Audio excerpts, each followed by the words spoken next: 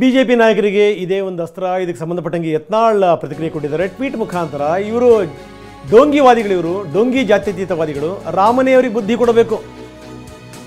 Tweet ಮುಖಾಂತರ BJP ಶಾಸಕ ಯತ್ನಾಳ್ ಕಿಡಿಕಾರಿದ್ದಾರೆ. ಯಾವುದೋ ಒಂದು ನೆಪ ಹೇಳ್ತಾ ಇದ್ದಾರೆ ಇವರು. ಕಾಂಗ್ರೆಸ್ನದ್ದು ಹಿಂದೂ ವಿರೋಧಿ ನಿಲುವು. ಕ್ಷುಲ್ಲಕ ಕಾರಣ ಕೊಟ್ಟು ಆಮಂತ್ರಣವನ್ನು ತಿರಸ್ಕರಿಸಿದ್ದಾರೆ. ಇದರ ಅರ್ಥ ಏನು? ಇವ್ರದ್ದು ಢೋಂಗಿ ಜಾತ್ಯತೀತತನ, ಇವರ ಢೋಂಗಿತನಕ್ಕೆ ಹಿಡಿದಂಥ ಕೈಗನ್ನಡಿ ಇದು.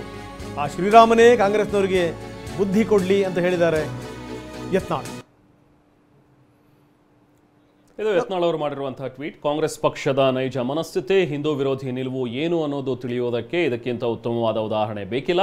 ಇಡೀ ದೇಶದಲ್ಲೇ ಹಬ್ಬದ ವಾತಾವರಣವಿರಬೇಕಾದ್ರೆ ಕ್ಷುಲ್ಲಕ ರಾಜಕಾರಣಕ್ಕೆ ಇವರು ಶ್ರೀರಾಮ ದೇವರ ಪ್ರಾಣ ಪ್ರತಿಷ್ಠಾಪನೆಯ ಆಮಂತ್ರಣವನ್ನು ತಿರಸ್ಕರಿಸಿರುವುದು ಇವರ ಢೋಂಗಿ ಜಾತ್ಯತೀತವಾದಕ್ಕೆ ಹಿಡಿದ ಕೈಗನ್ನಡಿ. ಶ್ರೀರಾಮನು ಇವರಿಗೆ ಒಳ್ಳೆಯ ಬುದ್ಧಿಯನ್ನು ನೀಡಲಿ ಅಂತ ಹೇಳಿ ಜೈ ಶ್ರೀರಾಮ್ ಅಂತ ಹ್ಯಾಶ್ಟ್ಯಾಗ್ ಹಾಕಿ ಬಸನಗೌಡ ಪಾಟೀಲ್ ಯತ್ನಾಳ್ ಟ್ವೀಟ್ ಮಾಡಿದ್ದಾರೆ.